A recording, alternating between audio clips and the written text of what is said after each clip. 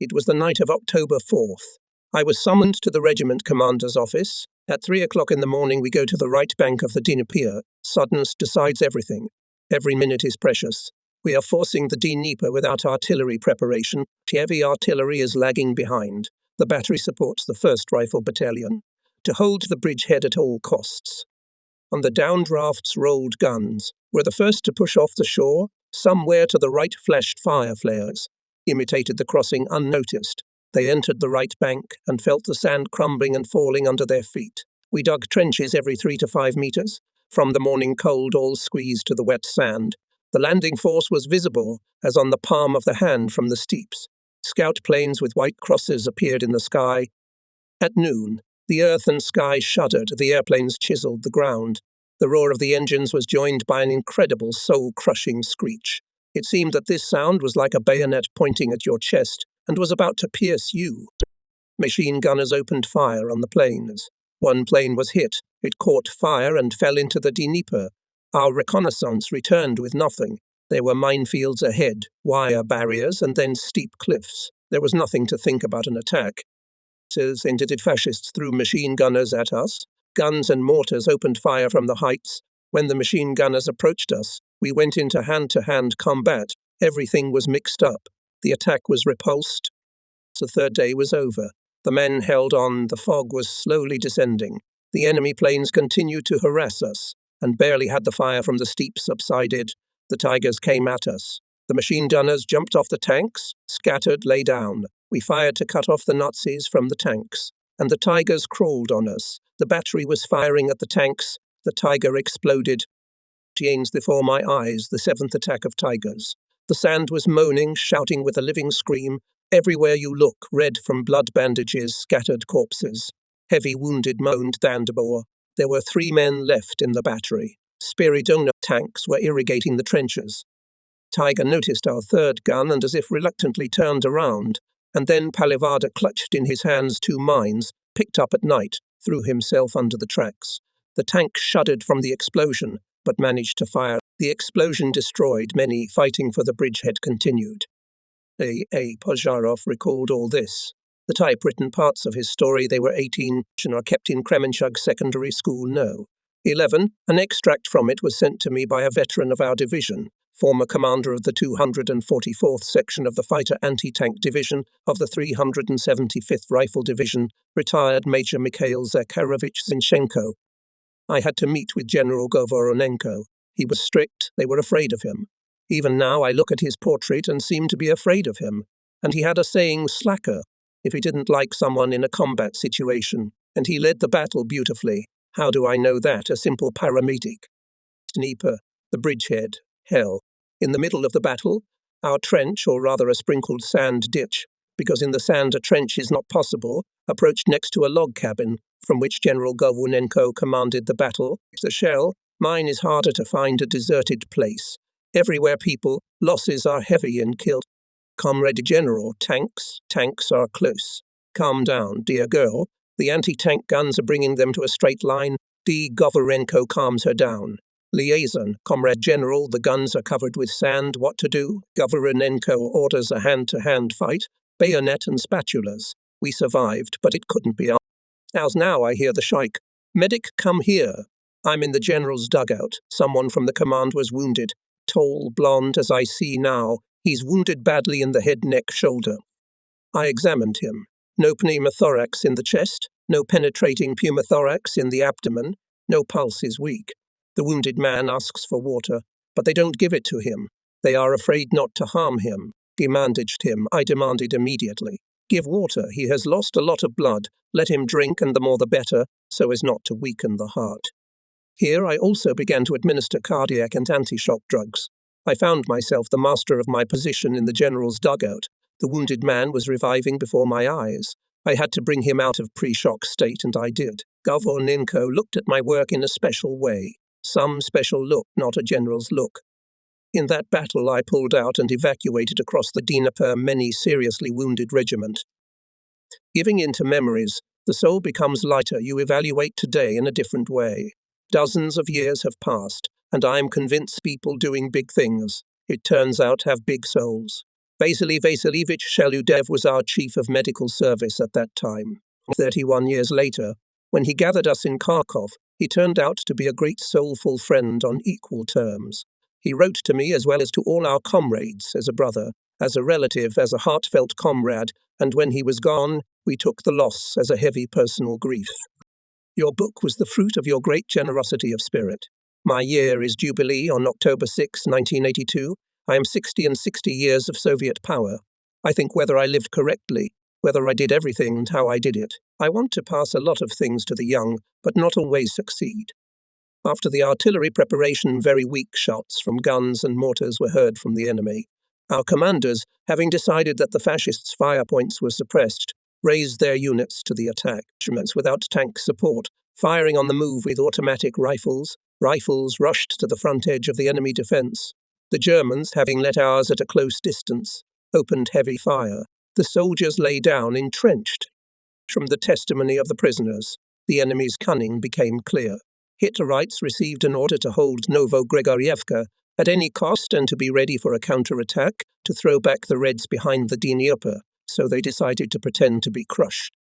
The Germans had not yet had time to rise to the counterattack, as the divisional and supporting artillery, Katyusha, covered them with their fire. The battle for the first line of enemy defense began. A group of soldiers led by the battalion commissar of the 1241st Rifle Regiment, Sergeant Krivov, after a short hand-to-hand fight, cleared from the Germans a part of the first trench and rushed to the second. With the cry, "Hurrah, hurrah!" rushed forward and other units. Hitlerites rose in a counterattack. Hand-to-hand fighting began. At repulsion of the Hitlerites' counterattack, the machine gun company of the 1241st Rifle Regiment of the Communist Lieutenant Ignatkov especially distinguished itself. The company, having let the Germans at close distance, met them with fire of all machine guns. When the first and second numbers of one machine gun were wounded, the lieutenant himself lay down behind the machine gun and mowed down the enemy with accurate fire. The enemy counterattack was repulsed, for skillful leadership, resourcefulness and initiative shown in the last battles. Lieutenant Ignatkov, already awarded 2 orders of Patriotic War II degree, and the Order of the Red Star, was presented to the award of the 4th Order, the Order of the Red Banner.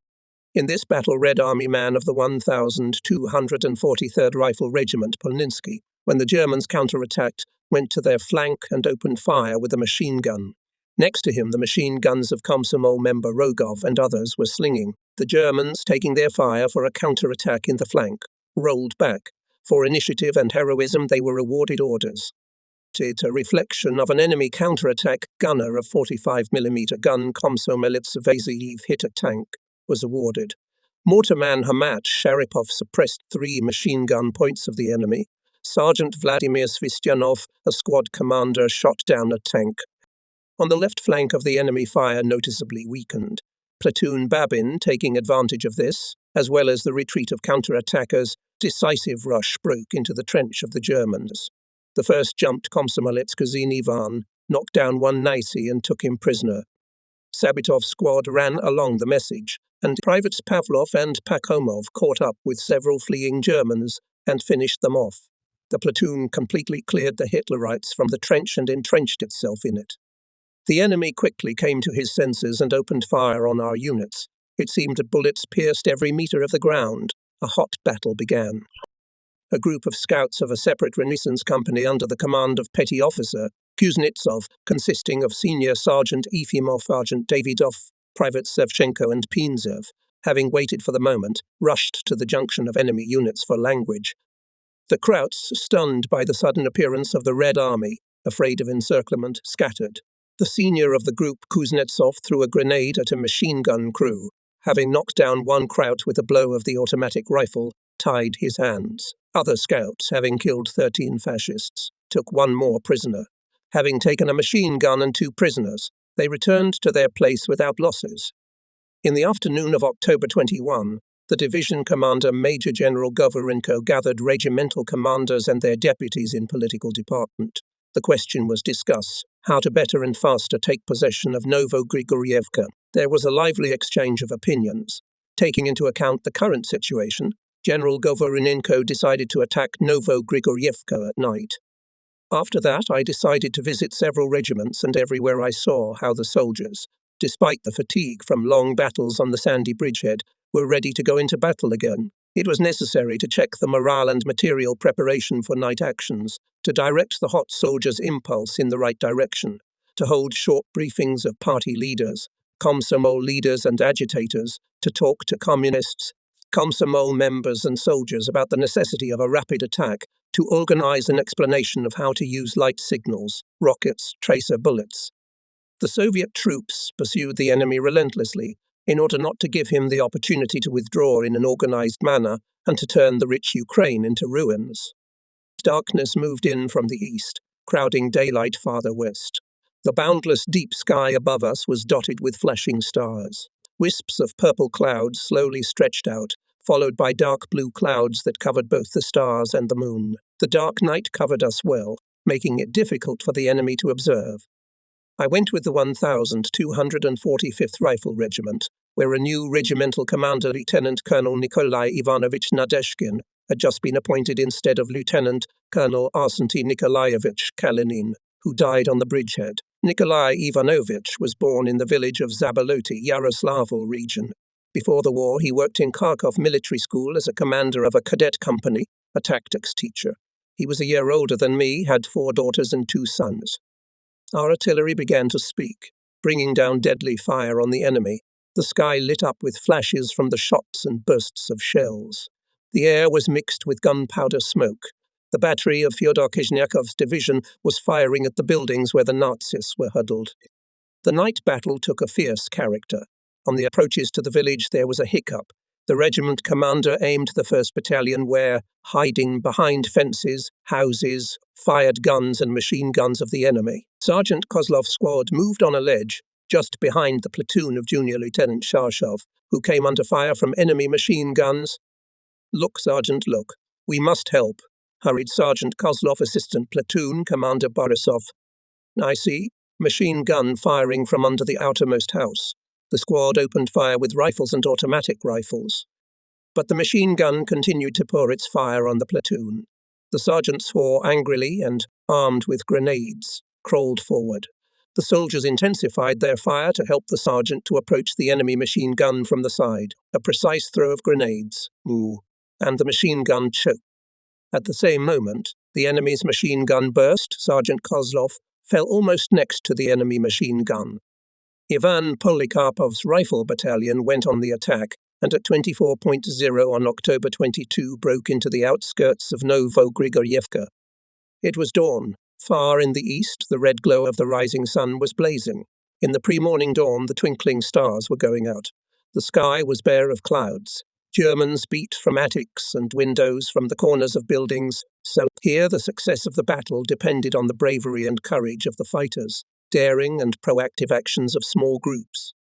From the windows of one house, the enemy machine gunners were shooting. Private Samoylov crawled up to the house and from the corner threw 2 grenades into the window, one after another. Hitlerites became silent. For direct fire, the Germans on the trailer of a car pulled the gun to the crossroads of the street. It was noticed by machine gunners Gomels and Ivanov. They rushed in front of the car. The fascists had no time to turn the gun, as Gomels and Ivanov opened fire from the machine gun and threw grenades at them. The enemy gun was put out of action. Lieutenant Vaskov, fighting with his platoon in the street, found a camouflage tank in a barn. He crawled up to the shed and threw an anti-tank grenade. The enemy vehicle was blown up as the Germans repeatedly counterattacked, trying to retake the village.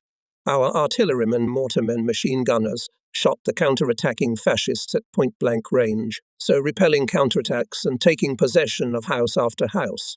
The soldiers of the division on October 23, 1943 captured Novogrigorievka, a village of the right bank Ukraine, from the fascist invaders and, continuing the offensive, released under Spenskio.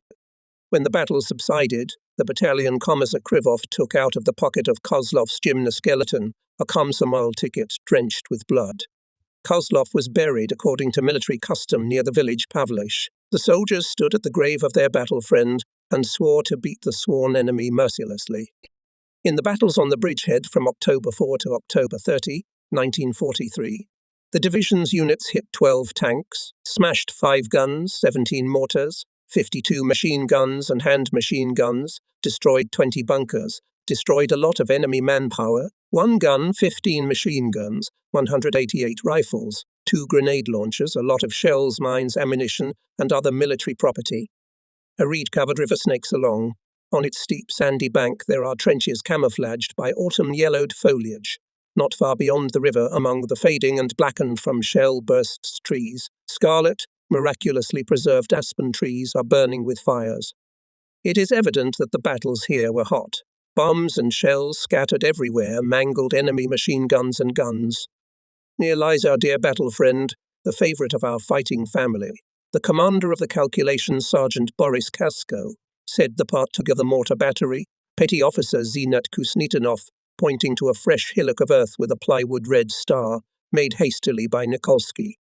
The soldiers of the battery said goodbye to their friend. Kusko, almost 2 years together with us, shared all the hardships of war, increased the glory of the battery with his exploits. He is not with us now. Farewell, battle friend. Alexei Viradov, who uttered these words, had his throat constricted, his heart almost froze. He gave his life, liberating this Ukrainian village, Pavlish, added Partuk Zenat.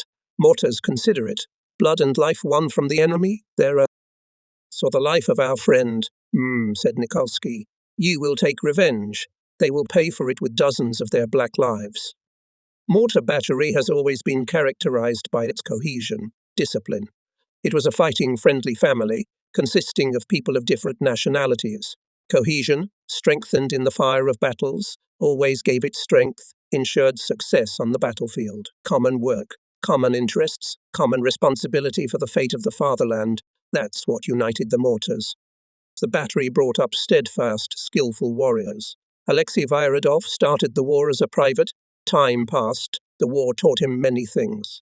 To fight, to hate the enemy, to respect people, to be steadfast. Now Alexei Alexandrovich became a senior lieutenant, platoon commander, a good educator, an order-bearer. Sergeants Barabashev, Zaitsev, Nikolsky, Private Sheimakov, gunners Usmanov, Sharapov became skillful soldiers. All of them were awarded orders, medals, badges, excellent mortar man. Mutual aid, comradely support in battle became the law of their lives. Each of them can replace any number of the calculation. They hit one goal, to defeat the enemy. Each of them cherishes his unit and its successes. Friendship, hard to survive the loss of combat friends. In one battle, Junior Sergeant Bashkir Alfitunov was wounded. He was sent to the hospital. By the end of treatment, he applied to the head of the hospital with a request for discharge. But he was refused, as the wound had not yet completely healed. Then Alfitunov, catching a convenient moment, ran away from the hospital. After walking dozens of kilometers, he crossed the Dnieper independently and excitedly reported to Officer Borshevsk. Comrade Lieutenant, Alfitunov has returned from the hospital.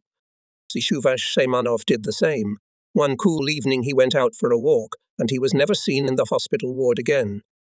When Shaimanov reached the battery, he wrote to the hospital, "Don't look for me. I am at my own, at the front." Continuing the offensive and not giving the enemy the opportunity to gain a foothold on the intermediate lines. By December 10, the division with heavy fighting reached the line. Strimovka, Nerubaika, Sibulevo, where it went to the defense and joined the 4th Guards Army. We were glad that we left the 53rd Army, but our joy was short-lived. About it a little later. The division was replenished with men and military equipment, put itself in order and began to prepare for the offensive. Much time was devoted to political and educational work with the new recruits, who consisted mainly of residents of the newly liberated towns and villages of Ukraine. They studied combat traditions, heroic feats of the division soldiers. Much work was carried out on the placement of party and Komsomol forces, strengthening the party and Komsomol organizations of units. They helped them to master combat equipment and weapons, taught them how to act in battle. All the work was aimed at the successful fulfillment of combat tasks to educate the soldiers' high offensive impulse. After all, the battles were to be heavy. At the end of December, the division went on the offensive. The weather and terrain for the offensive were unfavorable. Rain, wet snow, numerous streams, ravines with steep slopes, large settlements prepared by the enemy for defense. Despite this, the division began to move forward successfully, participated in the battles for the liberation of the towns of Znamenka, Kirovograd. Opposing the enemy in its direction of strongly fortified lines drove him deep into the right bank Ukraine. In these battles, the personnel showed high combat training, organization, courage, and persistence. The 1,245th Infantry Regiment had to break through the Hitlerite defense and take possession of the village Krasnosilka. Using the favorable positions, the enemy built here powerful fortifications. In the first echelon of the regiment was to attack the battalion of Captain Ivan Galagan. When making a decision, the battalion commander experienced great difficulty, as the terrain in front of the enemy defences was open, and the enemy could easily pierce their fire offensive from a distance. Combat was looking for a way to save men and at the same time for the successful fulfillment of the combat task. How to proceed? Frontal offensive did not promise success. Sent a group of scouts consisting of a communist petty officer Kuznetsov and private Serebryakov, Sularov, Pinkov, Garin brought a tongue, which gave valuable information about the system of fascist defences. In addition, on reconnaissance of the terrain was noticed hollow, similar to a shallow ravine, and went to the flank of the enemy defence. The battalion commander, having weighed all the pros and cons, made a risky decision to leave a reinforced rifle platoon dispersed in front of the enemy front in order to demonstrate the offensive, and the main forces of the battalion in the second half of the night through an unshot ravine to approach the positions of the fascists and suddenly attack them from the flank. True. The regiment commander, Lieutenant Colonel Nadezhkin, did not immediately agree with this decision of the commander. He feared that the meltwater in the gully would prevent the battalion in a short time and secretly go to the attack line. In addition, it seemed to him risky to leave a bare section of the battalion. In the case of an enemy counterattack, it would complicate the situation in the strip of the entire regiment.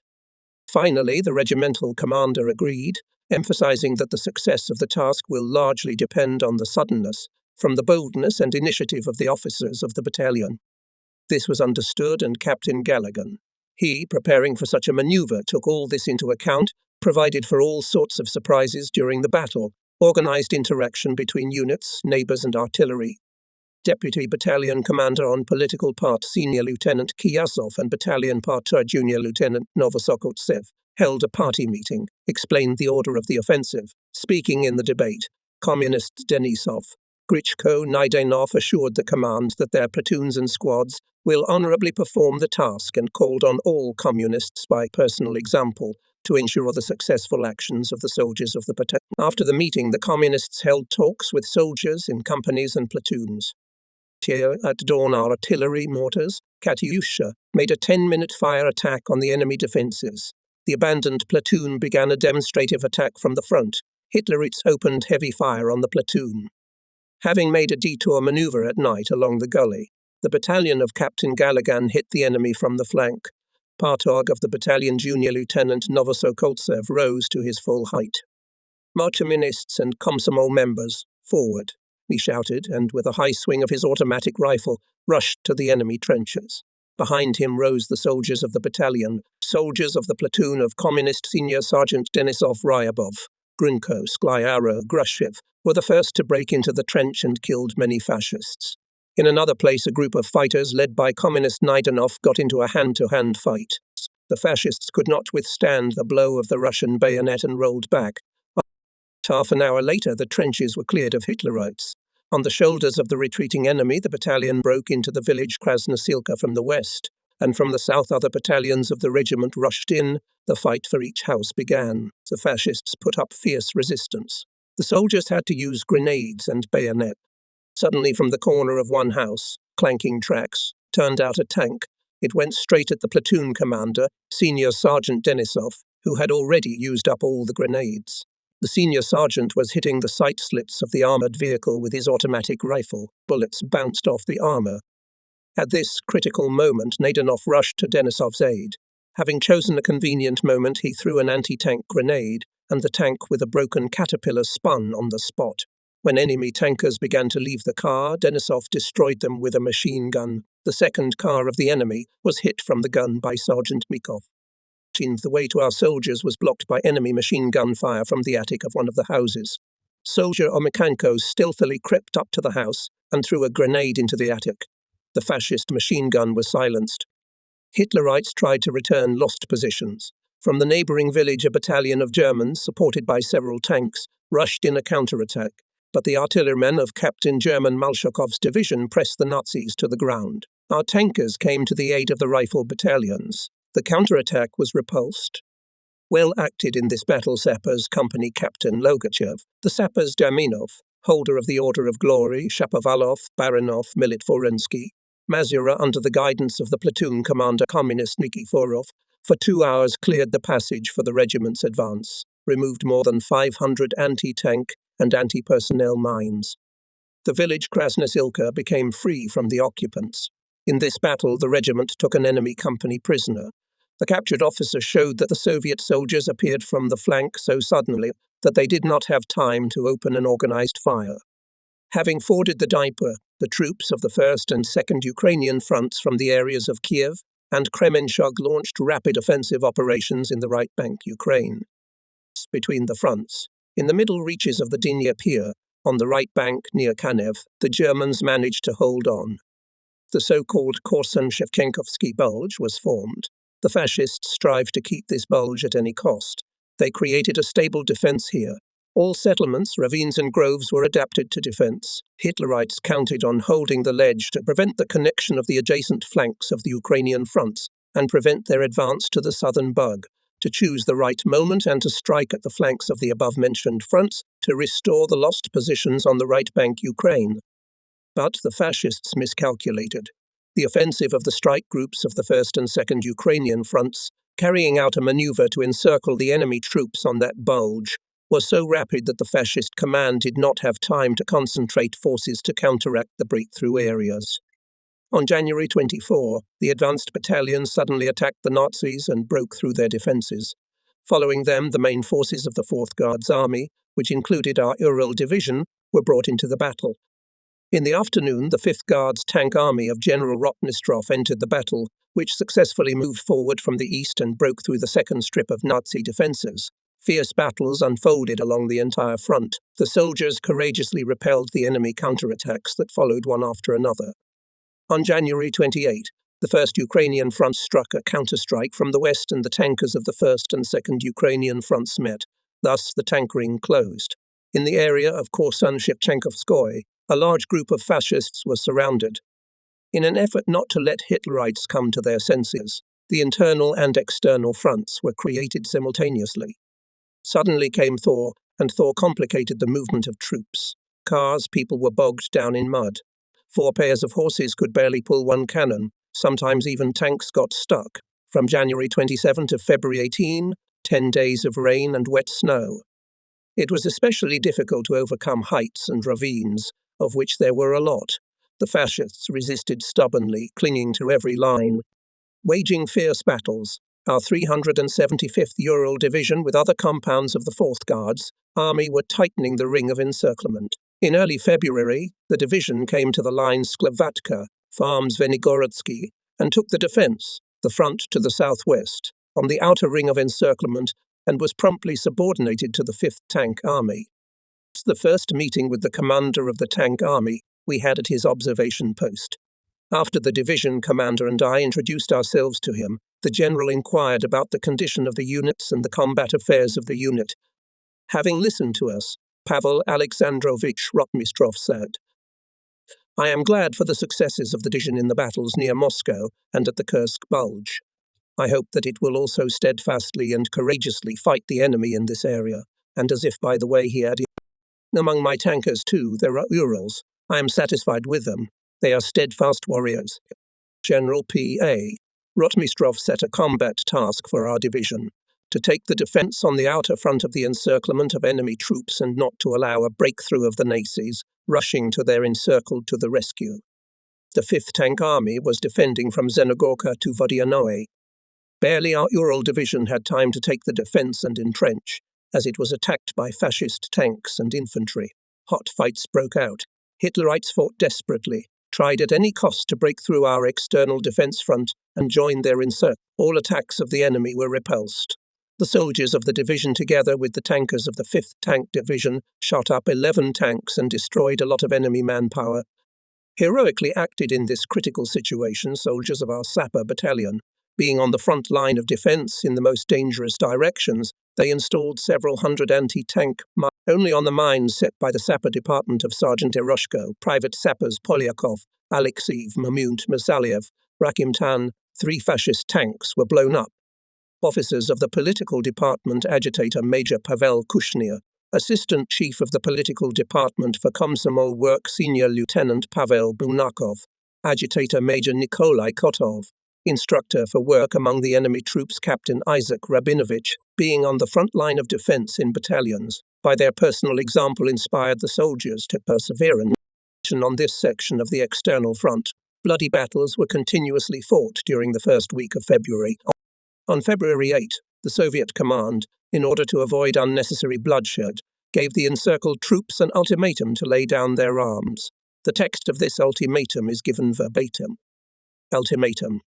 To the commander of the 42nd Army Corps, to the commander of the 11th Army Corps, commanders of the 112th, 88th, 167th, 82nd, 57th and 332nd Infantry Divisions, 213th Guard Division, SS Panzer Division Viking Motorized Brigades Volonia, or officer personnel of the German troops surrounded in the Korsun-Shevchenkovsky area. 42nd and 11th Army Corps of the German Army are in complete encirclement. Red Army troops iron ring encircled this grouping. The ring of encirclement is getting tighter and tighter. All your hopes for rescue are in vain. Some attempts to help you with ammunition and fuel by means of transport planes have failed. Only for 2 days, February 3 and 4, the ground and air forces of the Red Army shot down more than 100 U-52 planes. 2. As commanders and officers of the encircled units, understand perfectly well that there are no real possibilities to break the encirclement ring. Your situation is hopeless, and further resistance is pointless. It will only lead to huge casualties among German soldiers and officers. To avoid unnecessary bloodshed, we propose to accept the following terms of surrender. 1. All encircled German troops led by you, with your headquarters, immediately cease hostilities. 2. You hand over to us all personnel, weapons, all combat equipment, vehicles, and all equipment. We guarantee life and safety to all officers and soldiers who have ceased resistance, and after the end of the war, return to Germany or to any other country at the personal will of the prisoners of war. All personnel of surrendered units will be retained. Military uniforms, insignia and orders, personal property and valuables, and senior officers will, in addition, be retained their cold weapons. All wounded and sick will be provided with medical assistance. All surrendered officers, non-commissioned officers and soldiers will be immediately fed. Your reply is expected by 11 a.m. on February 9, 1944, Moscow time, in writing through your personal representatives, who are to drive a car with a white flag on the road going from Korsun-Shevchenkovsko through Steblev to Kirovka.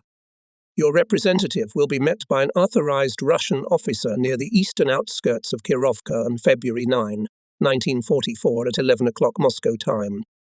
If you reject our offer to lay down arms, the Red Army troops and the air fleet will begin actions to destroy your encircled troops, and you will be responsible for their destruction. Deputy Supreme Commander-in-Chief Marshal of the Soviet Union Zhizhukov, Commander of the 1st Ukrainian Front, Army General N. Vachitin, Commander of the 2nd Ukrainian Front, Army General I. Konev. The fascist generals rejected this humane proposal, and the fighting resumed with renewed vigor. Hitlerites with even greater forces and with greater fierceness began to rush to the attack. Tense fighting took place both on the outer and inner fronts of the encirclement. Schumer, in a telegram to General Stemmerman, wrote, "You can rely on me as a stone wall. You will be released from the cauldron, and while holding on to the last cartridge." Especially dangerous was the Hitlerites' counterattack in the direction of Shenderovka by the forces of 7 tank divisions. As a result of this counterattack, the enemy managed to squeeze our troops. The distance between the inner and outer fronts of the encirclement was reduced to 12 kilometers. On February 10, Army General I.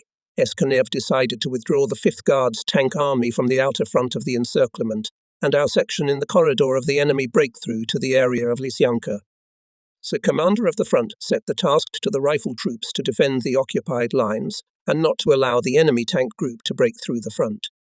Despite the muddy field roads, Compounds of the 4th Guards Army during the day made a 40-kilometer march and timely occupied the defensive lines. Marshal I. Kenigstein in his book Notes of the Front Commander 1943-1944. On page 117 he writes, "To occupy the defence along the river Hanai Tikich on February 12, troops of the 4th Guards Army, 41st Rifle Division, 7th Guards Airborne Division, 69th, 110th and 375th Rifle Divisions came to the section Oktyabr, Lysianka, Maidanivka, Zvenogorodka, which made it possible to reliably ensure the junction of the fronts from the breakthrough of the enemy's tank group to Lysianka from the area of Rubany Most. Day after day, the fighting became fiercer. Despite heavy losses, the enemy did not stop attacking, pulling up more and more fresh tank and motorized units, threw them into battle, trying with all their might to break through the outer ring of encirclement. Steady defense and decisive counterattacks division in its section every time threw the Nazis back. On February 13, having introduced fresh forces, the enemy again attacked our positions. The soldiers of the division and tankers repulsed 3 attacks, but immediately followed by a 4th, more powerful. This time the Nazi tanks managed to break through the defense of the 1,241st Infantry Regiment. A group of tanks with a landing party rushed straight to the observation post of the commander of the 1st Rifle Battalion, Lieutenant Europin. The enemy tanks were fired on by the artillerymen, parateropsy and tanks from the spot. The paratroopers were met by machine gunners. In some places, grenades and bayonets went into action. Sergeant Mikova's gun was attacked by 5 tanks. The unit engaged in an unequal battle and hit one of the machines. Soon an enemy shell exploded nearby and knocked out almost the whole unit.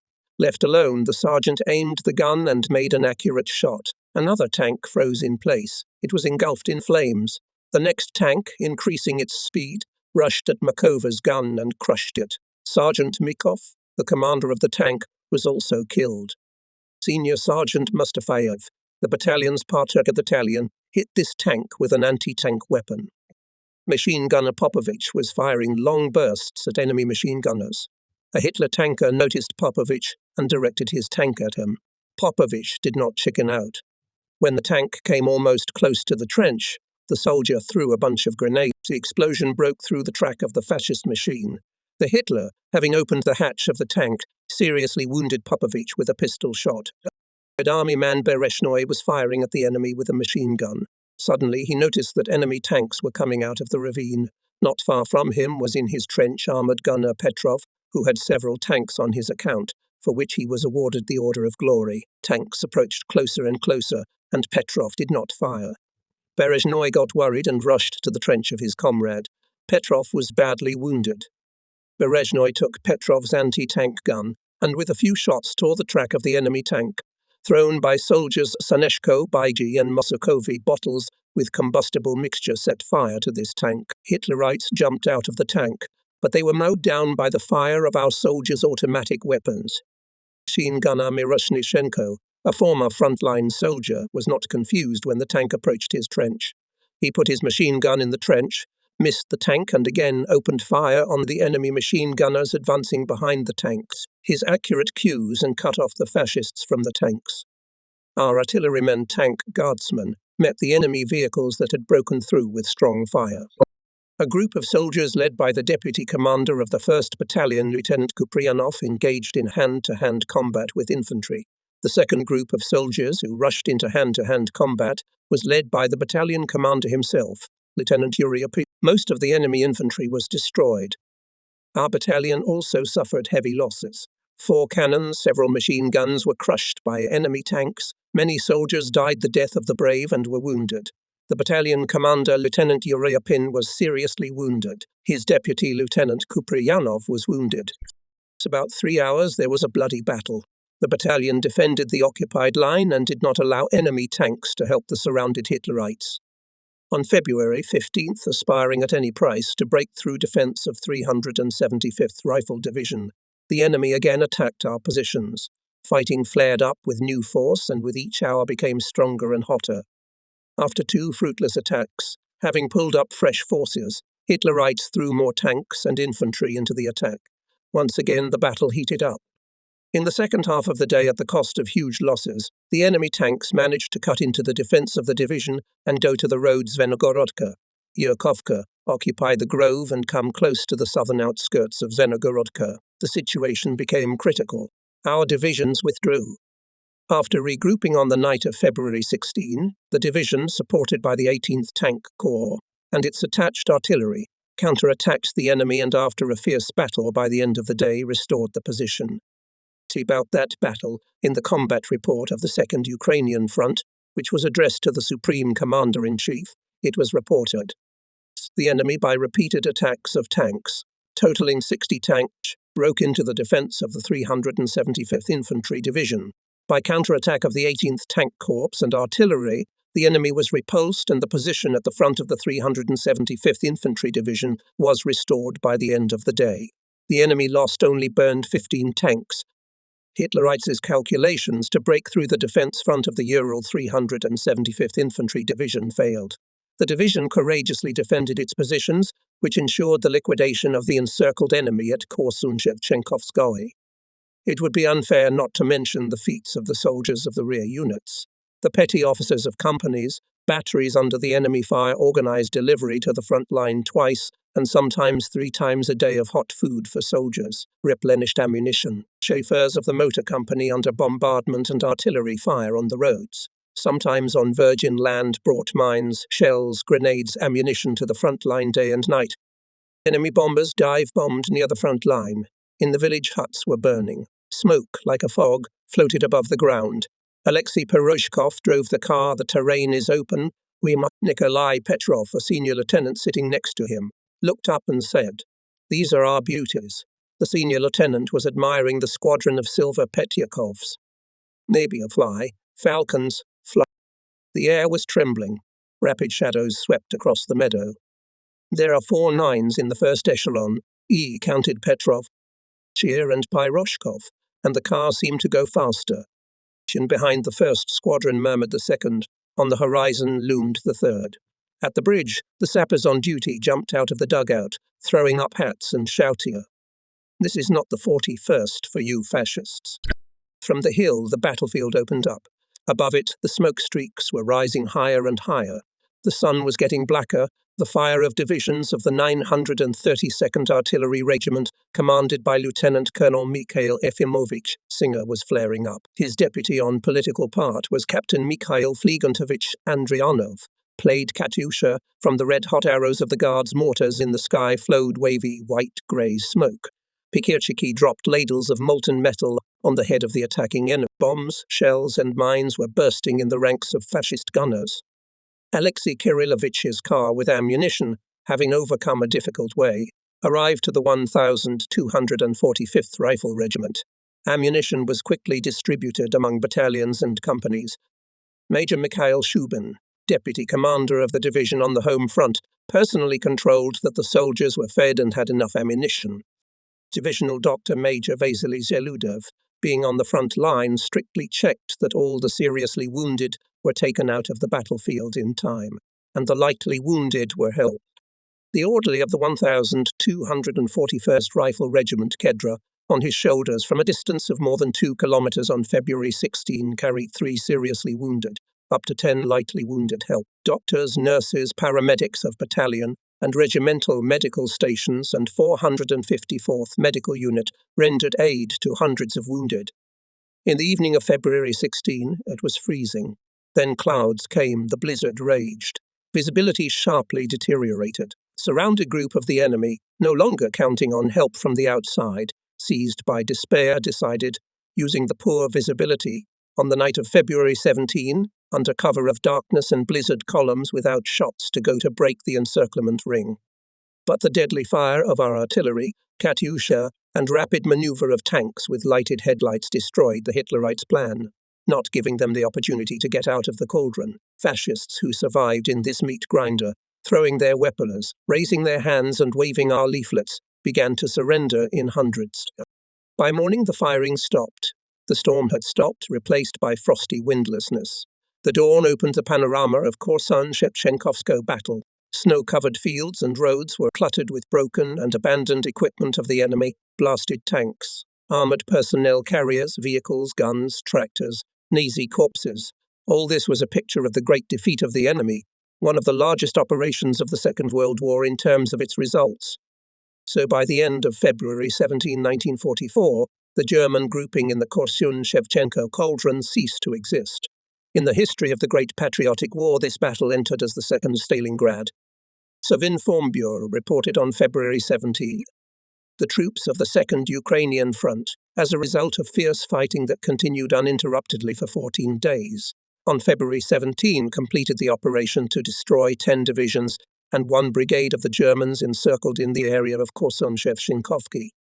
During this most difficult operation, the soldiers of the Ural 375th Kharkov Division, infantrymen, artillerymen, mortarmen, sappers, communicators, medics, economists, chauffeurs showed themselves to be steadfast, brave, devoted sons of the motherland. Purposeful party political work, carried out in units and subdivisions during the preparatory period and during the battles by commanders, political workers, party and Komsomol organizations contributed greatly to the victorious outcome of the battles. Our division during the battles hit and burned 25 tanks and captured 134 guns, destroyed a lot of enemy manpower. However, we also suffered great losses. Dozens of soldiers died on the battlefield and hundreds of soldiers, sergeants, officers were wounded, including our division commander Major General Pyotr Dmitrievich Govoronenko. On February 18, the order of the Supreme Commander-in-Chief Stalin was announced, which stated that during the fierce fighting to defeat the encircled enemy grouping, the soldiers, officers and generals showed examples of courage, heroism, bravery and ability to beat the enemy. All the personnel was announced gratitude, including, of course, and the soldiers of the 375th Kharkov Rifle Division. I note that this was the 7th in the course of the war, thanks to Mr. Stalin, to the soldiers of our division. In the evening, Moscow, in commemoration of the victory, saluted with 20 artillery salvos from 224 guns. Many soldiers of the division were awarded orders and medals. Just a few lines took a description of the unforgettable combat actions of the division in this great battle. But there is no measure to measure the courage and bravery of the soldiers of the division. We were young then. All our youth was spent in the fire, and we'll never forget about Korsun and the war. In connection with the wounding of the division commander General Govoronenko in January and until February 24, 10-15 days, his duties were performed by the Chief of Staff of the division, Lieutenant Colonel Konstantin Mikhailovich Loshko, Colonel Nikita Efimovich Tsygankov, sent from the Army Commander of the 1,241st Rifle Regiment, Major General Akim Vasilievich Yakshin. February 24 took the division newly appointed Division Commander Major General Vasily Dmitrievich Karpyukin, a former employee of the General Staff and recently Chief of Staff of the 53rd Army. Vasily Dmitrievich, looking ahead, I will say, was a focused and restrained general, kind, fair and demanding commander. He did not swear, did not make noise, did not pull his subordinates. There was no case that he was in a hurry to punish someone. He commanded the division until the end of the war. I was always grateful to him. After the defeat of Korsun-Shevchenko grouping of Germans 375th Ural, Kharkov Rifle Division was transferred from the 5th Guards Tank Army again to the 53rd Army. So ended bright days for us. Again began a difficult time. From the memoirs of the Deputy Commander of the 932nd Artillery Regiment, on political part, Captain M. F. Andrianov. Many years have passed after the Battle of Korsun-Shevchenko, but those battles are still in my memory. Near Korsunia we took the ferocious enemy, who until the last moment did not want to resign himself to his fate and, despite the losses, desperately rushed out of the cauldron. At that time I was Deputy Commander of the 932nd Artillery Regiment in political affairs. The fork of the road near Zvenigorodka was always remembered. Our gun batteries were put forward 4 kilometers ahead of the infantry. This is in case of a breakthrough of enemy tanks. And so it happened. A column of fascist machines moved to the batteries along the highway. Hitlerites decided to break through by all means. We swore to withstand, not to let the enemy through. The battle was hot. Many of our artillerymen fell to the death of the brave, but the enemy did not pass. By the way, about this and many other events of those days, I wrote to the Museum of Korsun-Shevchenko battle. Museum workers sent me a questionnaire which I filled out and returned back. I often remember and compare the battles near Moscow, on the Kursk Bulge and in the area of Korsun-Shevchenkovsky, how inexpressibly difficult it was for us in the 41st and 42nd, and with what skill, with what faith in victory we beat the Nazis in the 44th. From the memoirs of the Chief of Artillery Supply of the 244th Separate Fighter Anti-Tank Division, Colonel G.A. Aristaksian, the Battle of Korsun-Shevchenkovo was especially memorable for me. First, because on the eve of the battle Sergei Kukusanovich Anutinov handed me a party ticket. Don't now I hear his words of advice. Don't forget, a communist is always on the lookout. Hundreds of eyes are looking at you, as if asking what your personal contribution to our common cause is. And he, our chief of political department, himself was in full view of the fighters and commanders. Well, and secondly, after the end of the battle, on February 18, 1944, I was transferred from the 1241st Rifle Regiment to the 244th Separate Fighter Anti-Tank Division to the post of Chief of Artillery Supply. Did we dream to live to the 84th, which then, in 1944, seemed unimaginably far away? Well, thank fate for the fact that after 4 years of war we have many years of peace, and youth and maturity and love and fatherhood. But today is the 40th anniversary of the glorious victory at Korsun-Shevchenko, and so my thoughts are there now. Our 375th Ural Rifle Division was attached to the 5th Guards Tank Army of General Rotmistrov. Parts of the division participated in the breakthrough of enemy defences and the creation of an external front of encirclement southeast of Zemigorodka, and I was then head of artillery workshops in the 1241st Rifle Regiment. In the morning of February 12, the enemy attacked our positions, throwing into battle more than 60 tanks. The enemy managed on one of the sections of the neighbouring 1243rd Rifle to squeeze our fighting order, but by counterattack he was thrown back to the former lines. Only in this battle 15 fascist tanks were hit and burned. Remember what high courage showed the fighters of Lieutenant Uryupin's battalion. They managed to cut off the enemy infantry from the tanks and then destroyed them in hand-to-hand combat. It was talked about in all units, and about machine gunner Miroshnichenko too, when one of the enemy tanks approached the trench. Miroshnichenko missed the tank and then opened deadly fire on the Nazis who were advancing behind the tank. In the battle near Zvenygorodka, the sniper of our regiment, Private Alboshi, distinguished himself. Being in an ambush behind our front line, he noticed how a passenger car came out of the settlement occupied by the enemy. The car was already turning onto a dirt highway when a shell exploded near it. Alboshki killed the Hitlerite who jumped out of it with the first shot. After liberation of the settlement, it was found out that the driver was killed by shell splinters. In 15 meters, Hitler's general was lying with a pierced chest. And I remember the last battle near Korsun-Shevchenko as if it was yesterday. In the evening, a snowstorm began. Ferocious wind was cracking straw stacks, tearing the roofs of village huts. Above the front line, a cloudy shroud of snow was raging, behind which nothing could be seen. It was long past dusk when, with a large column of ammunition on a sled together with the head of the artillery supply of the regiment Nikonov, we arrived at the command post. Regimental Commander Paramoshin, with eyes reddened from sleeplessness, gave orders into the telephone receiver. When he finished talking, we reported on the delivery of ammunition and noticed a kind smile on his lips. Well done, just in time. Intelligence data confirm that this night Hitlerites intend to make a decisive attempt to break out of the encirclement, immediately distribute ammunition to units, check materiel and be on guard. We finished the ammunition distribution deep in the night. And one more frame in my memory, in one of the units, leaning against the frozen wall of the trench, pulling on ear flaps, artillerymen were sitting and looking up. A signal rocket was to appear. At that time, many soldiers arrived to us, who after the liberation of their villages voluntarily joined the army, without waiting for the military enlistment officers to start working. I paid attention to 2 soldiers artillerymen, who carefully inspected each box of shells delivered to them, and carefully stacked them in the recesses of the firing position.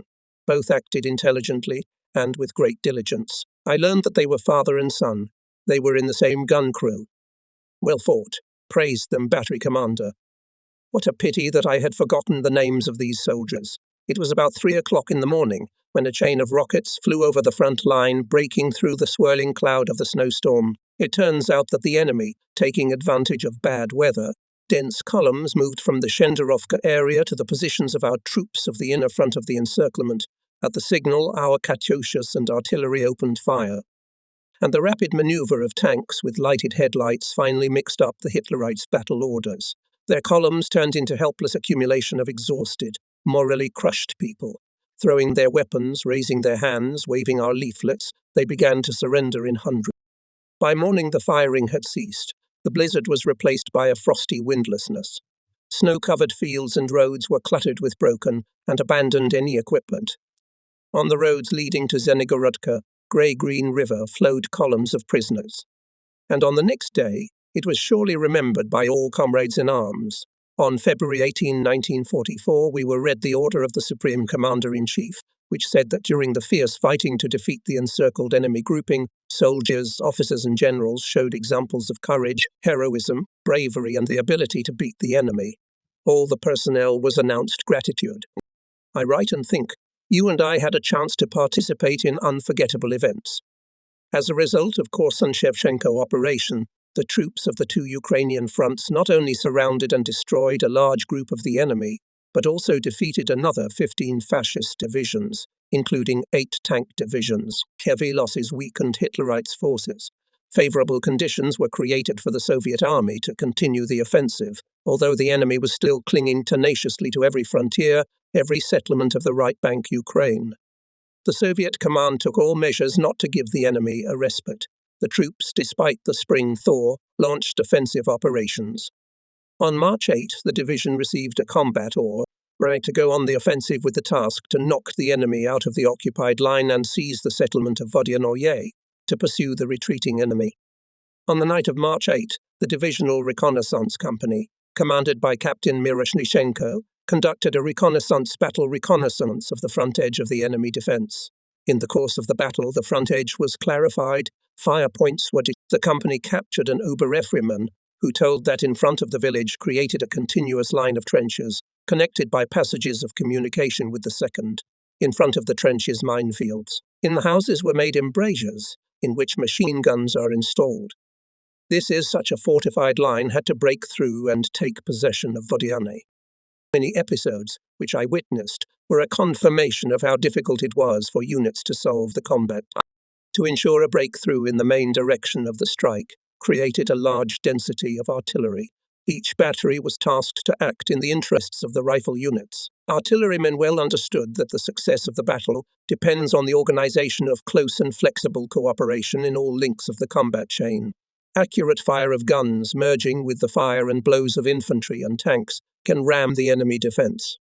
Exactly at the appointed hour, our artillery dropped its fire on the front edge of the enemy defenses. Supines miners under the leadership of the commander of the Sapper Battalion, Major Dmitry Andrianovich Klopov, and his deputy on political part, Major Abraman Bayanovich, under cover of artillery fire, began to demine the enemy field to make passages for riflemen and tanks. The infantry came close to the front line to rush into the enemy trenches, and rockets soared into the sky. Attack! Attack!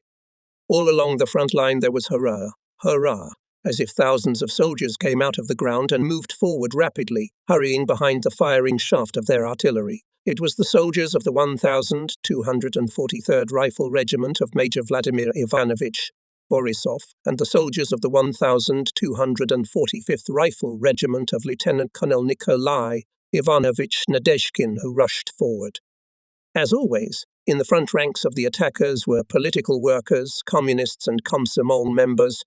Thus, with the 1st Battalion of the 1243rd Rifle Regiment went, enthralling by personal example in the fighting order of the deputy commander of the regiment on the political part of Lieutenant Colonel Mukamed Akhtamyanovich Akhmetsyanov. In the 1st Battalion of the 1245th Rifle Regiment, deputy commander of the regiment, on the political part of Major Peter Petrovich Gritsenko. In the 2nd Battalion of this regiment, agitator of the political department of the division, Major Nikolai Alexeyevich Kotov. After a hard fight, the regiments of the division captured the 1st and 2nd trenches, broke into Vodyanoye and Kayuovka. The fascists fiercely snapped back. Automatic rifles and machine guns were crackling. 6-barrel mortars were howling like donkeys. Enemy cannons were beating. Several times Hitlerites counterattacked with tanks. but they were met by our artillerymen and infantrymen with all means of fire. During the reflection of the enemy counterattack, the soldiers of the battery of the 932nd Artillery Regiment of Captain Remezov especially distinguished themselves. The calculation of Senior Sergeant Ivan Neveny shot down 2 tanks. The commander of the 1st Platoon of the 2nd Rifle Company of the 1243rd Rifle Regiment I. Remenyuk showed high initiative and tactical skill, who with his platoon struck a blow from the flank at the counter-attacking Hitlerites. Red Army men of the platoon N.D. Kozlov, A.H. Tachenko, N.W. Renko killed many fascists in hand-to-hand combat. Battery of 45mm guns, Lieutenant Khrushchev shot down a tank. Gun of Senior Sergeant Reshetnikov destroyed many enemy machine gunners with shrapnel. Nothing could no longer stop the avalanche in the military brotherhood of the advancing regiments. Within 2 days, having released Vodyanoye, Kaurovka regiments of the division advanced deep into the enemy defense for 12 kilometers. Let it be in the past, but we are soldiers. We can't forget the trench life. And even those who have been in the trenches will support my statement that the brotherhood of soldiers is unbreakable. As long as we shall live, we'll be an unstoppable force to keep the world from destruction. Having lost the defensive line and a large amount of manpower and equipment, the enemy, like a wounded beast, began to crawl away to his lair, leaving bloody traces on his way. When we entered the village of Karnovka, a terrible picture of blatant Nazi atrocities appeared before us. A day before our arrival, Hitlerites stole all population, all cattle, took away all valuable property. Those who refused to leave with them were shot, houses were burnt, the remaining cattle were killed in the yards. The enemy sought to break away from the pursuit to go to a new frontier and delay our advance. The division commander, remembering Suvorov's words that 1 minute decides the outcome of battles, 1 hour, the success of campaigns, 1 day, the fate of the country, ordered the regiments not to give the enemy an opportunity to gain a foothold on favorable lines, to pursue the retreating enemy, to outrun him, to force him to abandon his equipment, not to let him take out equipment and wealth of Ukraine. Spring has begun. The fields were freed from snow, the ground thawed, the rivers overflowed. The rains that began in the first days of March worsened the condition of dirt roads, where there was impenetrable mud, vehicles stuck and slipped, horses and people got stuck in the mud. In places of ascents and descents it was impossible to do without towing or without the help of soldiers pushing vehicles. And the fascists had high hopes for bad weather conditions, assuming that they would get a respite. However, the high morale of soldiers, Bogatar's strength and offensive impulse allowed to realize what seemed impossible. With unrelenting vigor, the division units successfully overcame these difficulties and broke through the strong defensive lines of the enemy. On March 1944, the newspaper Pravda wrote, "What the highest heat should be the offensive impulse to go daily, in any weather, day and night, without rest, fighting through the mud, to pursue the enemy when he runs, to break his defenses when he resists, and to drive him away. To drive away from our land to the Bug, over the Dniester, to the end. For such an offensive impulse, inspiration and enthusiasm alone are not enough. We must have the Bolshevik will. We must have the strength of a Bogatyr." On March 13, the division reached the Bolshaya and Vis rivers. The bridges were blown up. There was nothing to count on the ford, as the rapid melting of snow made the river full-flowing and wide. The sappers were tasked to restore the bridge to cross the artillery and combat supplies, and the infantry to cross on boats and rafts. In 6 hours, the division crossed the river, pursuing the retreating enemy, knocking down his small groups. The division went forward. When the horses were exhausted, soldiers came to the wagons, guns, and helped to pull heavily loaded wagons and guns. The soldiers did not ask why it was necessary to hurry, why not to wait for good days, but to advance through the mud, for they knew that every minute one saved someone's life, deprived the enemy of the opportunity to set fire and destroy someone's house. The division, having covered a 50-kilometer distance, came to the Sinuka River, which overflowed up to 300 meters. Bridges were blown up, and there was no hope for their quick restoration. Rifle and sapper units began to find improvised means to build ferries. Sapper Battalion Commander Major Klopov and his deputy for political part Major Bayan around-the-clock built rafts. All this work personally supervised Divisional Engineer Lieutenant Colonel Yablokov, Having crossed, the division continued to pursue the enemy through the mud and with fights, overcoming the difficulties of the way and resistance of the fascists, went forward, clearing the villages and hamlets of Ukraine from the German filth. From March 8 to March 21, the division passed with battles more than 250 kilometers, overcoming many water obstacles and breaking the defensive lines of the Germans. These battles raised the mood of the personnel even more. Because this tiresome march was victorious, everyone knew that one more effort, and the motherland will be completely cleared of invaders. Hitlerites decided to delay at the intermediate line, where trenches were dug in advance. By dawn of March 21 regiments of the division with a fight broke into the southeastern outskirts of the village Peshinoy, which from north to south Blue Vein cut the river Savranka. The western outskirts of the village was at the foot of the mountain. Here the enemy decided to delay our offensive in order to withdraw in an organized manner and take the looted riches of Ukraine to Germany. The blow to the fascists was struck so suddenly that they did not have time to realize their already prepared black deed to destroy the inhabitants of the village. The fierce fight began. Hitlerites began to bomb our fighting orders continuously. 30-40 airplanes U-87 made raids and threw their bombs on the division and on the houses of the eastern part of the village. A group of brave men of the 1245th Rifle Regiment, led by the Pater of the 1st Rifle Battalion, Lieutenant Semyon Ivanovich Lutsenko, stealthily bypassed the village of Peshinoy. When you look at Semyon Ivanovich, he does not look belligerent at all, bluish shadows under the color of his eyes, from insomnia. Wrinkles have escaped from the bridge of his nose and, having played out, moved down to his cheeks. Maybe that made his face simple and smiling. Now he didn't look like himself at all. He was determined, focused, and there was not a shadow of a smile on his face. The group, having crossed Savranka to the western bank, attacked the Nazis from the western part of the village. The group arrived in time. The huts were burning hotly. Fascist flamethrowers ran around the village and set fire to the houses. About 60 old men, women and children of Peshinoy were languishing in the gully under the muzzles of German automatic rifles, waiting to be shot. The group caught the bandits at the scene of the crime. They did not have time to do their black deed. They were overtaken by machine gun bursts of our soldiers. The fighters saw the torchbearer set fire to the barn. The roof was covered with fire, but a machine gun burst killed the arsonist.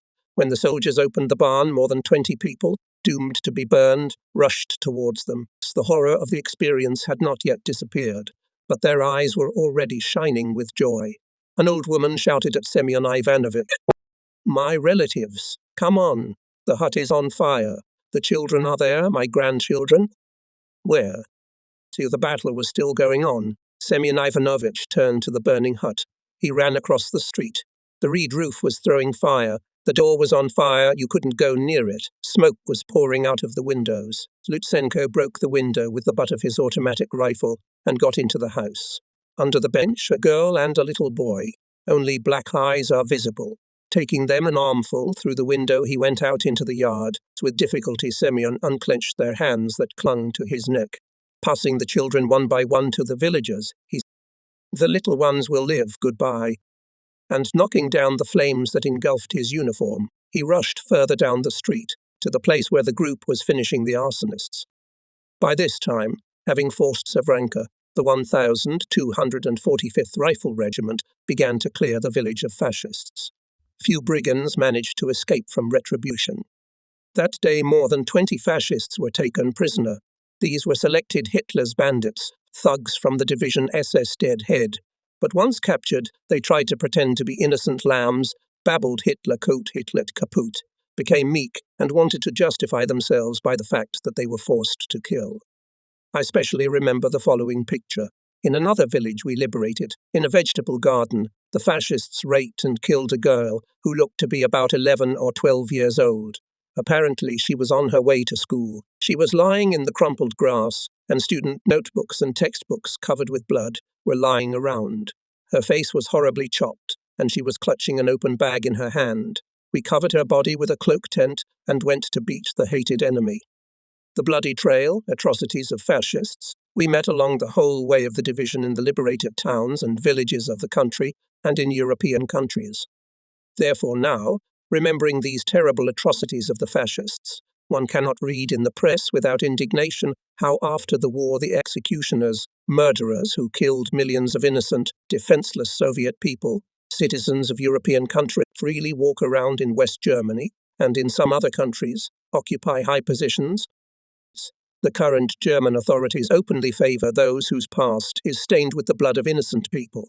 According to the German legislation existing today, former Nazi criminals, also officers of the SS units, in addition to the usual pension, receive an allowance as victims of war.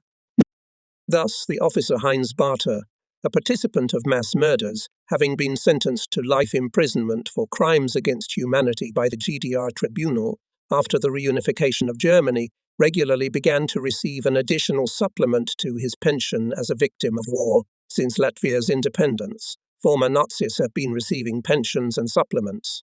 According to the German weekly Die Zeit, more than 50,000 people currently enjoy the right to receive such pension supplements. However, it is known that under a law passed in 1950, former concentration camp inmates do not receive preferential pensions as victims of the fascist regime if they were members of the Communist Party after German reunification. Former GDR security officers were deprived of their entitlements. Recently, unofficial links between the Bundeswehr and neo-fascist, revanchist organizations of SS veterans have been revealed. Thus, the Comrade Steiner Corporation, which unites former SS volunteers and soldiers, as well as young admirers of SS General Felix Steiner, received several army vehicles under the guise of humanitarian aid from the Ministry of Defense. There is a request for construction equipment, uniforms, tools, and medical supplies. This is how Germany generously distributes bonuses, humanitarian aid to former Nazis guilty of the deaths of innocent Soviet people. Obviously, Germany does not want to take effective measures against former Nazis and the neo-fascist forces and their extremist organizations that emerged after the war for some reason. Unless more effective measures are taken at the state level to curb the activities of neo-fascists, we can expect an increase in neo-Nazi activity, including in the Bundeswehr. Why is there so much tolerance and encouragement for murderers? The question still remains unanswered. It seems to me that Germany has begun to slip back into Nazism. Sinoy was cleared of the occupants, but the enemy fortified itself on the heights west of the village and began to resist stubbornly. The division commander General Karpukain ordered the 1241st Infantry Regiment, commanded by Lieutenant Colonel Ignatiy Igorovich Kosogorov, and his deputy in the political part was Major Nikolai Konstantinovich Urbanovich, to bypass the heights on the right and flank strike to knock out the enemy from them. The Germans strengthened the heights, saturating them with a large number of machine guns and mortars. All night, the scouts of the regiment and battalion commanders conducted relentless observation of the positions of the Germans. By the flashes of machine guns and mortars, from which the Nazis continuously fired on the positions of our units, determined their location at altitude, found the joints between the strongholds of the enemy defense. The regiment commander clarified the discovered joints, calculated everything, and at dusk decided to boldly strike 2 battalions on the flank of the enemy. The stealth of approaching the enemy ensured surprise. Hitlerites, not expecting a flank attack, dropped their weapons and rolled back. The soldiers picked up 10 serviceable machine guns and 5 mortars. Having seized the height, the regiment wedged into the enemy defense. Now the regiment had enemies on both flanks. It was not yet dawn. Knowing from experience that the Germans are unlikely to launch a counterattack before morning, the regiment commander, not fearing for their open flanks, leaving a small cover on the flanks, when taking advantage of the success of the 1241st Rifle Regiment, the division commander attacked the enemy with his main forces, knocked him completely off the heights, and the division units began to pursue the enemy. At one boundary, the Germans offered stubborn resistance, did not want to leave their positions. It was necessary to shoot them down. A star-like rocket soared into the blue sky. The signal attack. Seeing it, Senior Sergeant Nikifor Diego jumped up and ran forward shouting, "Hurrah! Hooray!" Ivan Petrov ran next to him with a carbine, followed by other soldiers. This attack was not the first for the senior sergeant, but for some reason today Diego wanted to fall down to bury himself in the ground, and by force of will, overcoming fear, he went forward. Private Petrov, who was running ahead of him, suddenly sat down, and there was no time to approach him. It was necessary to run to the enemy trench. Nikifor Ivanovich did not think about the fact that he could be wounded or killed now, and he would look at this field, at the blue sky. He thought only about one thing: to run, jump into the trench of the enemy and mercilessly beat the fascists. And he ran. When the battle subsided, the platoon commander Dianego decided to look for Petrov. He was lying motionless on the open field. When Dianego approached him, Petrov, as if waking up, opened his dry, cracked lips. "Have you got him?" "I didn't make it," he said quietly. "They took them. All who resisted destroyed." "In my pocket is my party ticket," whispered Petrov. "Give it to the party leader. Lie still, now the orderly will come." Said the senior sergeant. "You will take you to the medical center. You will recover." Suddenly Petrov's eyes opened wide, as if he wanted to look at the sky. At the senior sergeant he sighed and collapsed. Pumpkinvut's trembling fingers unbuttoned the pocket of the gymnast skeleton, pulled out a party ticket drenched in blood and tarty card. Surname Petrov. First name Ivan. Patronymic Vasilievich. Year of birth 1918. Time of joining the party October 1943. Name of the party organization that issued the ticket: Political Department of the 375th Kharkov Rifle Division. Signature: Date of issue October 10, 1943. Senior Sergeant thought a little, and after all, he received a party ticket from us during the fighting on the Dnipro bridgehead.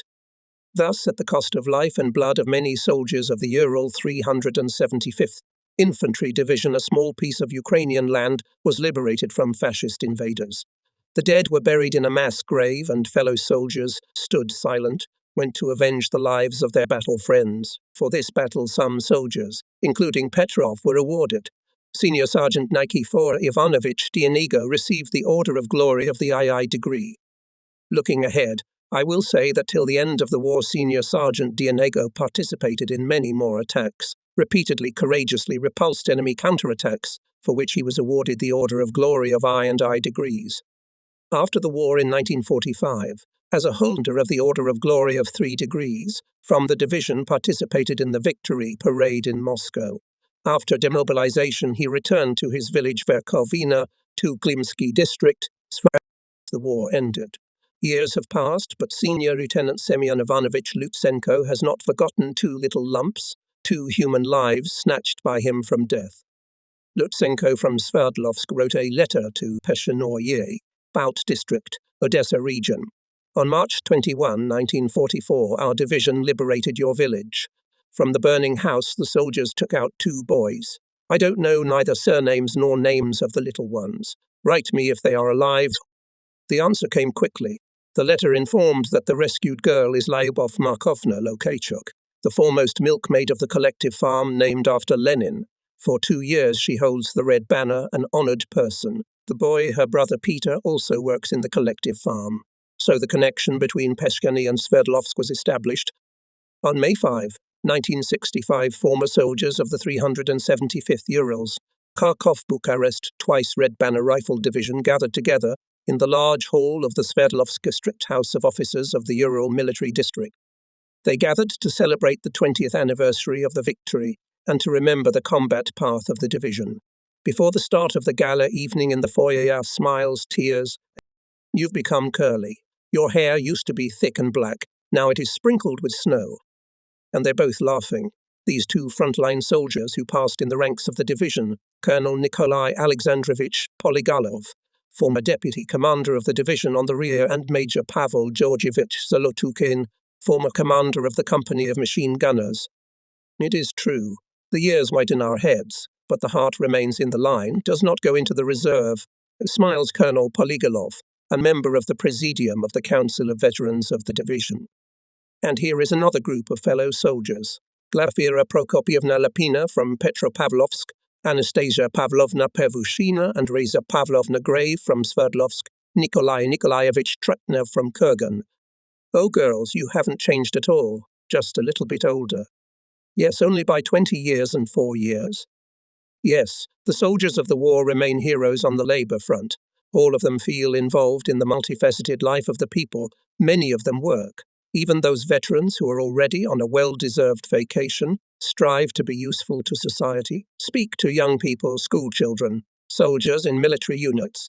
Participate in trips to places of military glory of the division. Read lectures. Give talks on heroic and patriotic themes. Lessons of courage. Theme evenings. They work in the regional city. Divisional councils of war veterans. Ruby star burns above the white of grey hair hole. Fathers, mothers, grandfathers of soldiers of the Ural Native Division and guests, soldiers of garrison units, leaders of party, Soviet bodies of the city. Region, military district came to the evening dedicated to the 20th anniversary of the victory of the Soviet Union over Nazi Germany. The friends of our fellow soldiers in the hall, faithful sons and daughters of Russia, our pride, our glory, our orders, medals, and a commemorative badge veteran of 375 dusty, made of burgundy stone with dark veins, a Ural gemstone on the initiative of the Council of Veterans of the Division, burn on the chests of veterans of the Division. The banner, scorched by the fire of battles, under which the soldiers of the Division fought, is flying above the rows of veterans. The banner was brought by Major of the Reserve Pavel Zolotukin, assistants. Senior Lieutenant of the Reserve Mefody Ivanovich Antonyuk, Senior Sergeant of the Reserve Nikolai Georgievich Sizov. People in the hall, the banner met standing. Battle orchestra. On the stage of the House of Officers, in the Guard of Honor at the banner froze, replacing each other, grey-haired veterans of the division.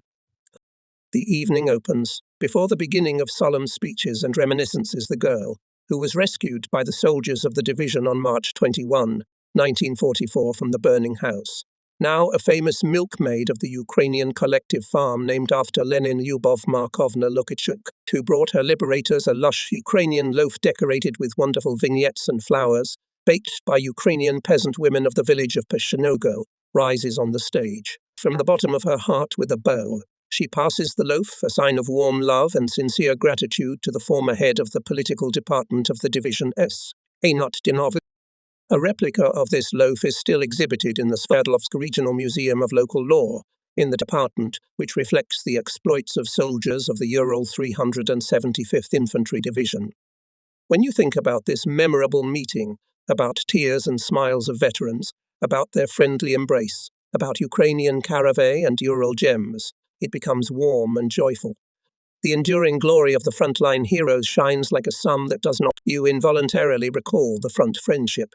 It is impossible to fit into the usual ideas about human ties. It has no boundaries and limits. If you have been in at least one battle with a man, you can't find him any truer. He will never tell you about loyalty, about friendship, will not call you an affectionate name, but he will silently give you the last pinch of tobacco, cover you in the trench with his overcoat, silently share the last piece of bread. He is ready to sacrifice his life for you, with all his heart to endure your longing and grief. He will never flood with tears when he sees your wound, but only tightly bandage it, take you on his shoulders and pull you out of the battle. He will never forgive you for your laziness, cowardice, or lies. This friendship continues even now, after the war. My comrades in arms, my grey-haired soldiers. Each of them has more than half a century behind him, and hard ways of life. Each has a stately gait, and an important slowness in their words, only a faded old cap, reminiscent of the war years. As we meet at our set tables, with glasses of wine clinking, we'll talk of our youth with kind words. We'll remember it many times, boys and girls, and those who have fallen, but are always with us, as in the days of war, in the terrible hour of attack, who stood up to enemy shells, to shield us from death. We will not forget. The name of the fallen is sacred. It's a toast in memory of those who died young. And here we are together, like in 45, filled with the breath of the living. On the eve of the October holiday in 1965, I contacted by phone with the Odessa region, with the village of Peshchenoi, from where the loaf was brought. Comrade Gola, the chairman of the board of a Lenin collective farm, came to the telephone.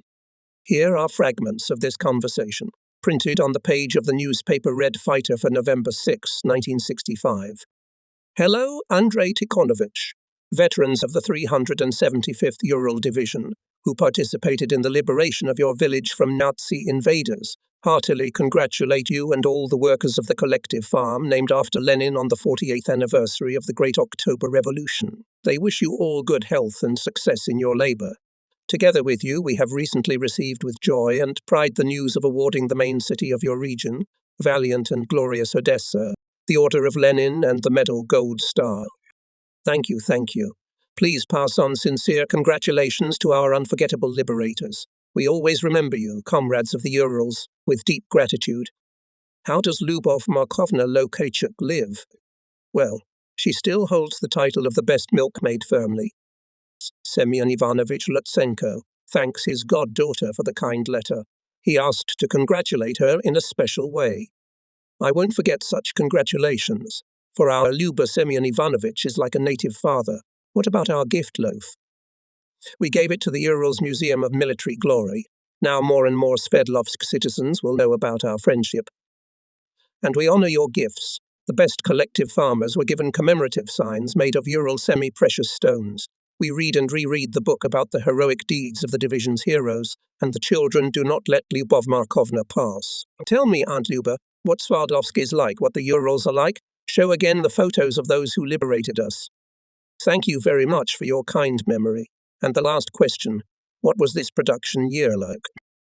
After the March plenum of the Central Committee of the CPSU, things went steeply uphill.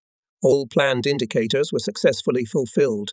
We fulfilled the annual target for milk by October 1, for sunflower 2. The funds became richer.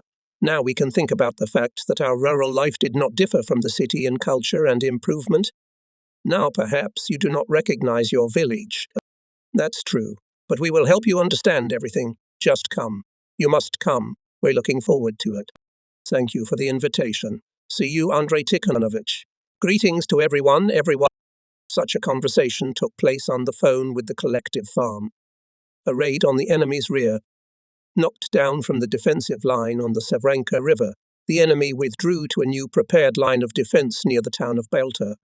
The 375th Division received a new order to go to the rear of the enemy and cut the railroad line near the town of Kotovsk. On March 25, 1241 and 1243 rifle regiments, where there was no solid defense of the Nazis, in the area of Lesnichevka village went to their rear. As soon as the regiments crossed the highway, enemy armored personnel carriers from the Balta area along the highway struck and cut the ways of approach to them. The 1245th Rifle Regiment at this time was fighting in the forest northeast of the town of Balta. The division command faced a difficult task. In order to carry out a deep raid into the rear of the enemy regiments and to fulfill the intended purpose, personal leadership was necessary, and the path of the 1241st and 1243rd Infantry Regiments was cut by the Germans. Then the division commander decided that he, General Karpukin, the head of the political department Colonel Enatinov, the commander of the artillery division Lieutenant Colonel Azarov, with a group of daredevil scouts should get through the ring of Germans to the regiments that went to the rear of the enemy. We're crawling under heavy machine gun and mortar fire, and we're knocking down patrols of Germans. In 2 days, the division command joined the regiments operating behind enemy lines. Intelligence reported that in the village of Kamzovka is a large group of Germans. The village is not guarded. On the night of March 27, 1241st and 1243rd Rifle Regiments attacked the village of Kenzovka, where the Germans camped for the night, taking with them women and girls and not suspecting the close location of the Russian army, as the village was 45-50 kilometers from the front line, sleeping peacefully. They had no guards. Captured sleeping, several hundred fascists were killed in the houses where they slept. Some of them found rest in the streets of the village, some of them, throwing weapons without pants, taking advantage of the darkness, hid in the woods. In the morning, many hidden Hitlerites were taken out of cellars, attics, straw stacks, and given to us for payback. 4 days there was a fight in Kanzovka. Having overcome the resistance of the fascists, the regiments of the division began to penetrate further into the depths and approach the intended goal, the railroad near the town of Kotovsk. Germans, having found out the Soviet troops in the rear, made an attempt to destroy us.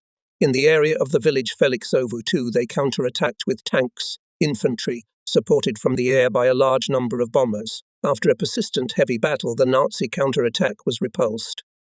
Our regiments and regiments of VDD came to the southwestern outskirts of Kotovsk. having cut the railroad main line near the city. Hitlerites, afraid to be surrounded, left the city of Belta during the night and began to withdraw from Kotovsk, throwing tanks, artillery, cars loaded with guns, ammunition, food, and looted peaceful property, railway echelons and wagons. Some of them left on artillery and supply horses, some of them trying to get away from Russian retaliation as quickly as possible, on bulls, cows, and many of them even on foot, throwing their weapons, ran away to the west.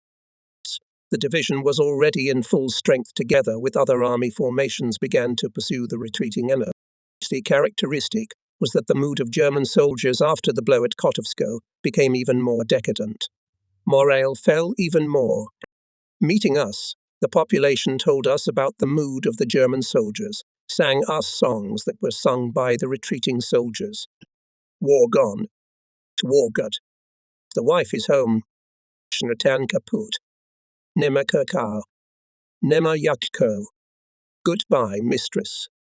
The villagers told us that they were not like the fascists of 1941, brave, well-fed, self-confident, who were organized on cars, motorcycles, on tanks with their heads raised up, smilingly marching through the streets. And when they began to flee under the blows of the Red Army, there was nothing like it anymore. Their appearance was pitiful. On foot, without cars, unorganized in small groups and alone, many without weapons, torn, dirty, tired, like beasts, angry, they chimed. Nema pig. No wine.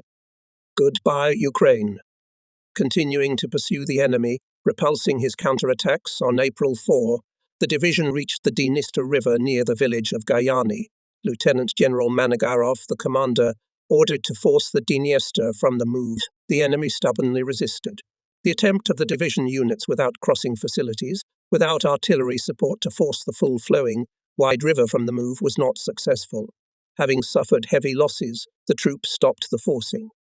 After 3 days of preparation, when our sappers and soldiers made ferries and other means of crossing from large wooden wine barrels, the division began to force the river near the village of Sibulevka. The high-water river was forcibly crossed with battles, thanks to the greatest courage and bravery of soldiers, sergeants and officers. Having forded the river under heavy artillery and mortar fire, the regiments of the division engaged in a fierce battle to expand the bridgehead captured on the right bank. The enemy undertook a number of counterattacks. He hastily introduced reserves into the battle. However, all his attempts to delay our advance had no success. And in the morning, like a bird, flew among the advancing soldiers fresh, just issued by the political department leaflet. Yesterday in the battles distinguished the soldiers of the company of Junior Lieutenant Mikhail Lavrenkov. They were the first to force the river, blew up the Germans' bunker and destroyed the calculation of the machine gun, which interfered with the forward movement. Machine gunner Ivan Sherstabitov supported the offensive of the riflemen by continuous fire of his machine gun. Junior Sergeant Kolobanov, a participant of the Civil War, beat Still Kolchak from Pete I Hit a Tank. Honor and glory to the heroes. Aliens, double your steps and blows on the enemy, drive and exterminate fascist scoundrels. Forward, only forward. The offensive spirit was maintained and increased hourly. Officers of the political department several times a day informed the soldiers and commanders about the successes of the advanced units and neighbors. They not only identified the heroes of the battles, but also helped the headquarters to quickly formalize the submission on them for awards. Germans resisted with ferocity. We suffered losses from artillery and machine gun fire. The firing points were located in places difficult to detect. In this situation, Captain Ivanov's battalion rose up in a whirlwind. He captured a German battery, turned the guns toward the enemy and hit the enemy fire points. So the enemy clung to every hillock, every crater and bush. So knocking out the enemy from the defensive positions, reached the Prut River, the state border of the USSR, and then forced the river and transferred the fighting to the territory of Romania, freeing its peoples from fascist oppression. The transition of Soviet troops across the state border changed the political situation, set new tasks for the commanders and political departments of the division. It was necessary to direct the activities of commanders, political workers, party and Komsomol organizations, to quickly convey to all soldiers the essence of the statement of the Soviet government, which said that the entry of Soviet troops into the territory of Romania is dictated solely by military necessity, serves the cause of the final defeat of German fascism. The Soviet soldiers crossed the state border with Romania as liberators, clearly understanding that the working people of Romania did not want war against the Soviet Union, that the pro-fascist ruling circles of the country pushed it into an alliance with Hitler's Germany. Intelligence. Its essence and purpose is often defined figuratively. She, the eyes and ears of the commander, in any battle without her success is impossible. Chief of Staff of the division, Lieutenant Colonel Konstantin Mikhailovich Losko, called to him Pomkov Platoon Sergeant Borodulin. We need detailed data on the enemy defences in this area. He pointed out the area on the map. On the accuracy and speed of action, reconnaissance group will largely depend on the choice of direction of the main blow. Select the best scouts for the group. You will lead it, Filip Ivanovich. A few words about him. Sergeant Borodulin is an experienced warrior. He served on active duty. In 39th went to the Finnish War and in the harsh, frosty forests passed the school of battle hardening. When the thunderstorm of the 41st came, he went to defend his homeland from the invaders. Before leaving for the front, he worked at the Kushva metallurgical plant in the Sverdlovsk region. All his soldiers' hard way is connected with intelligence. In the division he served, fought in a separate reconnaissance company. The reconnaissance group of 9 men spent almost 2 days, day and night, conducting surveillance, studying the enemy's fire system, the location of trenches and trenches, convenient ways of approach to them. The front edge of the enemy's defence was along the edge of the forest. Separate trenches, apparently of the combat guard, were moved forward. At night, a group of sappers consisting of Sergeants Epifanov, Dushevich, and Private Shapovalov, Barinov, Tavshinik, made a passage in the wire fence and in the minefield. On a cloudy autumn night in the rain, the scouts, led by Borodulin, went for language. Bad weather dulled the vigilance of the enemy. The first to crawl along the passage began the movement of the capture group, followed by the supporting group. They crawled quietly, cautiously, with stops. Having overcome the zone of obstacles, the scouts approached the intended target. Eyes, accustomed to the darkness, looked around. The sergeant gestured to turn aside, to go around the object. The group crawled to the rear. Everywhere was quiet, but the trained ear of the scout caught a quiet conversation in the trench. At Borodulin's signal, the scouts rushed into the trench. He himself stepped first. They appeared like ghosts over the fascists. Sergeant Efimov, Private Savchenko, Panzev, and all scouts bravely fought in hand-to-hand combat. In a short time they exterminated many fascists. Ober-Efreyator was gagged, tied his hands and dragged with him, without delay rolled back. Suddenly the scouts heard Germans talking ahead of them. They sat down and looked into the night gloom. A group of Hitlerites was coming towards the scouts, so 2 opposing reconnaissance groups met unexpectedly. Our scouts lay down, and as soon as the fascist group got close to each other, they hit with automatic rifles and threw grenades. The German group was destroyed. 1 Hitlerite was taken prisoner. This noise at the enemy position caused indiscriminate firing. The group of Sergeant Borodulin, by the same way, returned to their location with 2 prisoners, who gave valuable data about the enemy. For these skillful, decisive actions, the entire group of scouts was awarded. Sergeant Filip Ivanovich Borodulin received the Order of Glory, high degree. Looking ahead, I will say that Sergeant Borodulin, until the end of the war, still participated in many reconnaissance operations. Several led himself and took several tongues. Filip Ivanovich Borodulin was awarded the Order of the Red Banner, the Order of Glory in I degree, and the Medal for Bravery. He was promoted to the rank of Senior Sergeant. He participated in the Victory Parade in 1945 in March. After the war, he returned to his native town of Kushva, Sverdlovsk region, to the Municipal Military Enlistment Office, which drafted him into the Soviet Army. He began to work as a mechanic repairman in the railroad shop of the Goroblogodaysky mine. The clatter of the instrument of the miner's family and the soldier Filip Ivanovich is woven into the symphony of the mine.